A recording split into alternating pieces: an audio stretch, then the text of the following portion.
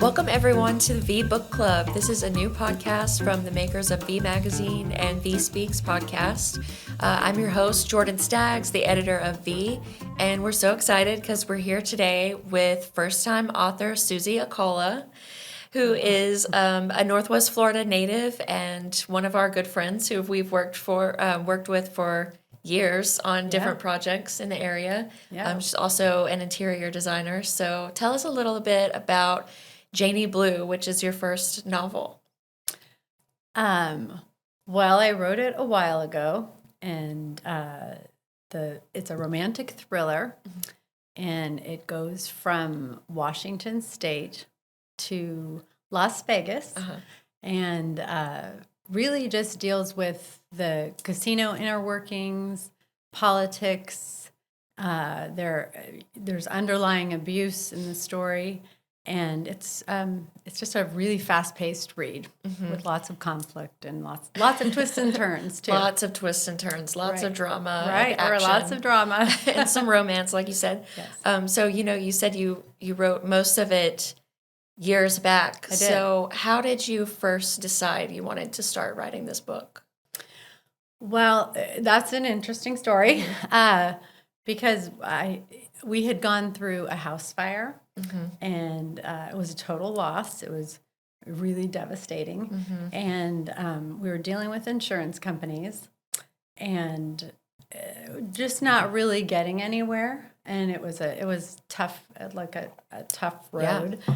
And I thought I wanted to write about the injustices of the insurance companies. I was really angry. It wasn't going the way we wanted it to go. And in fact, we had to go all the way from 2 trials, and then all the way to the Supreme Court. Wow. So, and we did win. Okay. It went our way in that. the end. But in doing so, I really wanted to write about that. And I worked with a friend of mine who I met in a local coffee shop. He was an author. And James Strauss, and he said, you can't write about that. That's way too raw right now, You have to write about something that's like a complete escape fiction. Okay. And he said, why don't you just start writing however you want to do that. And I just, somehow this character came into my mind, and I wrote several characters and then just wove them together. And I don't know what happened. It was like magic. It just all started flowing.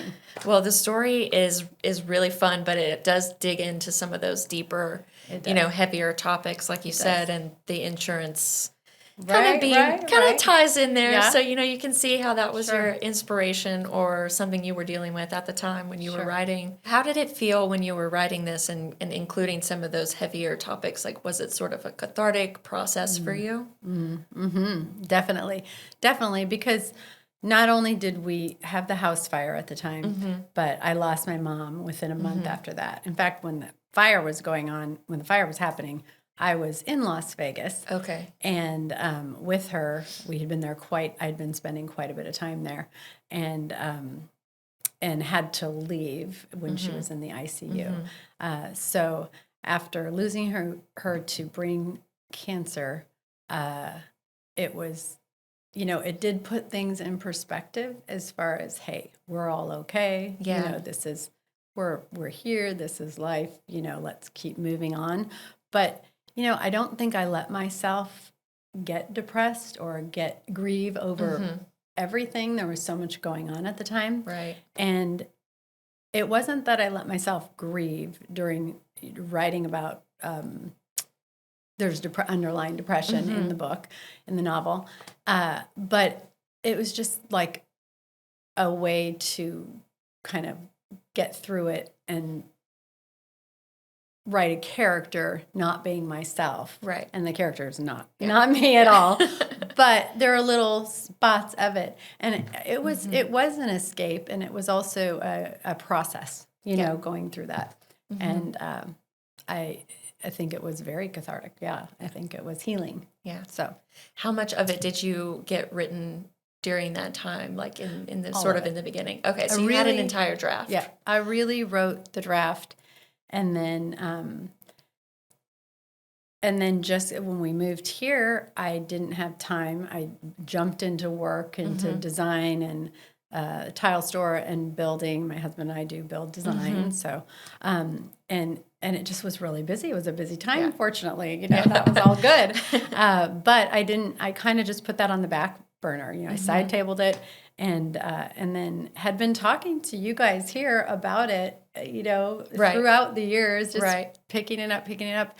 And then it was so wonderful to have you do the edits and then make it come to life. Yeah, so our company that publishes VIE, the Idea Boutique, also, helped you with the editing of the book and the design, the cover design that our art director, Sally Neal, created. Amazing, yes. There were a lot of different iterations, but I think that, we love the one that won out. Yes, we did. That was fun. That was a fun process. It's so fun, and it's so, pops out, when you see it on the shelves. But I also want to talk about the settings in the book, because it does, like you said, travels kind of back and forth.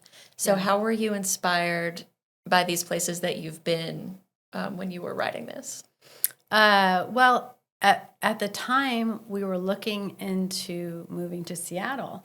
We had Florida and Seattle, or Bainbridge Island, which was out there. So I was really looking, researching Washington quite a bit. And so that just landed. I just started with that. And then I had been spending a lot of time in Las Vegas with my mom, and my sister was there, and we really explored also while we were there. It's so beautiful, the desert on the outskirts of Las Vegas. I'm not saying Las Vegas isn't pretty and cool, kind of cool in its own way, but the landscape versus the city. But red rocks and all of the scenery on the outskirts. It's very peaceful and beautiful, and so that kind of inspired me in some ways for some of the scenes. And then Las Vegas is completely intriguing, and there's a lot of dynamics there and a lot of directions you can go in. Yeah. And the casino inner workings are definitely, I could really learn more about that. That was very interesting. Really there's a lot going on there. Yeah. So I just thought it made for, kind of the twists and turns of the books and the ebb and flow of relaxing, maybe stressful, relaxing, stressful. So and all this the high stakes of all the money and like you said, the casinos.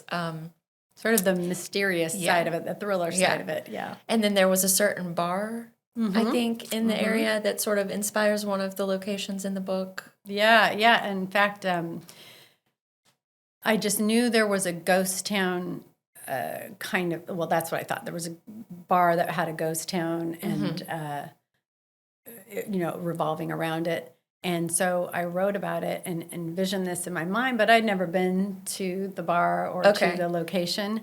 And recently I was on a trip to Joshua Tree. My sister's a big hiker, and she took a group of us there.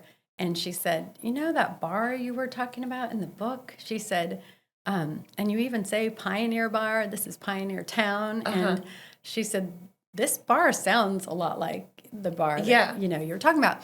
So we went to visit it, and I kid you not, it gave me goosebumps. I mean, it was really, it looked like what I described. Yeah. So you had not heard of this place before? No, I knew there was a bar with a ghost, but this is more like what I described than what I thought it was. So, but that's wild. But now it's great, and I'm working on the sequel, and that's going to become a big part of it. Yeah, well, I know the romance is a pretty big part of the story. Yes. There's a lot of action too, but how did you come up with Chase? What was your thought process there? How did you want him to be portrayed in the book? I think, he's a lot of what most women. Yeah. So we love our book boyfriends. He's like this great all-around guy for the most part, but he's definitely dabbles in maybe some seedy things or his past. Everybody's flawed, right? So he's definitely got flaws and some things, but anything he does is completely redeemable, and he's doing things, he's trying to do the right things. But yeah, he's like, Chase, the perfect guy. I mean, he's a great guy, Chase the ace. Yeah, Chase the ace. Yeah. And then you sure. have, so the main character, Janie Blue, is also, so there's a little, I don't want to give anything away. I know. But, there's a little bit of a double identity Sure. thing going on. How did you balance that, like, between her two lives that she has to live? That part, I think there's something in all of us that would love to once in a while say, hey, I just want to I don't want to have to have all these responsibilities and stress of daily life, and just, want to be a different person once in a while. And so in that was kind of easy to transition the two. But as you're moving forward in the story, you have to know what you talked about before and what you're talking about later. It did get a little bit confusing, but managed to work it out together, and with you helping edit it as well, that was super helpful, making sure nobody was confused at who was who at what time. It was good though. It was fun. Yeah. And just getting to know her in two different ways. When you're reading it. Right. Because we all have so many facets, and she's going through so much. So there's a lot there. Correct. Also, just the process of publishing. So, it's a process, as we all know. For It took a while, yes. and we're so excited, that it came out this summer, and people have been able to pick it up at different stores and online. And just how does it feel to, like, finally have it in your hand? That is amazing. It's so fulfilling and gratifying, and I'm so grateful to all of you, and just making this process not only smooth, but just really fun. It's been a fun process, and having the book release and all of that, and then I'm looking forward to what we're going to do in the future with this, and where it's going to go, and me too. what roads it takes. It's just getting started. It's just getting started. Yeah, for sure. Gonna get Janie Blue out there into the world, and her story's not done. No. I don't really want to give away anything else, but I really want the sequel, and I want women to feel uplifted, from this, and maybe empowered a bit, and know that they have the power within themselves to make some changes. And you've been partnering with some women's organizations on fundraising kind of initiatives. So do you want to tell us a little bit about that? I'm really wanting to give to through the book and where it goes to Thistle Farms at this point right now. And that is an organization for abused women, which really supports and helps abused women and trafficked women. And they it's just such a great program. And I know it's such a great organization because Sammy, my daughter, works there. And so that was really the reason, finding out so much about it and what they do and the good they do. And they have a 2-year program for women, and just seeing the women and knowing from Sammy just the joy they have. And getting themselves in a better, maybe just a better place. That's such a great organization. Yeah, it really is. And then I would love to, I'm looking into right now organizations that are local also. So that one's based in Nashville. That's in Nashville. But they, work with women, not just from Nashville. No. And they also they partner with people all over the country. And I think they really help get other organizations started. So, so that's where we're at right now. Well, speaking of Sammy, who we love, your daughter, she interned with us for a little while and has written some stories for VIE. She also she's a songwriter. She is. And brilliant, amazing performer, and has a gorgeous voice.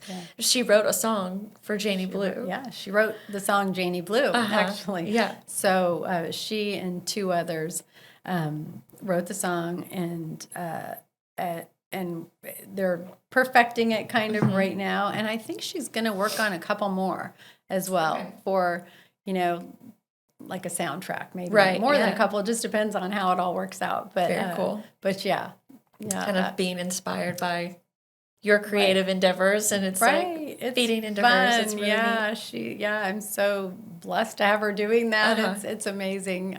It's a process. In fact, we're going up there next week to see her perform. Oh, awesome! Where is she performing? At the Basement. Okay. So Basement in Nashville with Brendan Abernathy. Okay. Yeah, I think they both did songwriters, 30A Songwriters Fest last year. So. I remember that. Yes, that was a great show. You were there. Yes, he was so good too. Yes, exactly. Well, as we're moving ahead, is there any news you want to share? Any events you have coming up? I know you're going to be working with Emerald Coast Storytellers in the spring.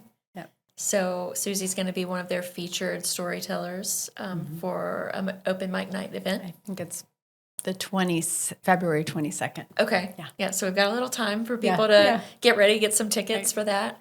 And we're just so excited to Thank you. see how everything is going to go. Yeah, and I am too. keep sharing Janie Blue. We'll do. We'll keep it rolling. Yeah. Well, we were just so excited to have you here today. And I have been asking everyone on the podcast what their favorite book is. Oh, okay. Put me on the spot. Yeah. Well, my favorite all-time book, I think, I would say is Pride and Prejudice by Jane Austen. Classic. Yeah. I mean, I love all of Jane Austen. I'm actually rereading that one right now. And the movie's great as well. It brings it all to life, and that's... Have you seen the show adaptation versus the 2005 movie adaptation? There's a lot of diversity online about which one is better. Yeah. I have seen both. And I do like the 2005. I do too. I'm a fan of both the actors, both the main actors. Same. So I think that that one to me is maybe it's. I don't think it's more modern day, but I also love the music. Yes, the music, the soundtrack. So when we talk about that, like with Sammy doing the music, I think the soundtrack's so important. I have that on several of my playlists, like some of those songs sprinkled in. So and it is such a long, it's so long, and it's just. Obviously timeless, but it draws you in and it makes you take the time to read everything. And for instance, Janie Blue is very fast paced, and this is completely the opposite. True. So I love both. But like you said, timeless though, in a way, in the story itself, that it doesn't matter what time period people are living in. People are the same. Right. Like they're the same then as they are now. And it's really fascinating to me. Well, thank you so much for being here with us today. Thank you. And we look forward to everything that's going to happen with Janie Blue and beyond. Yes. I do too. Thanks. Thanks, everyone.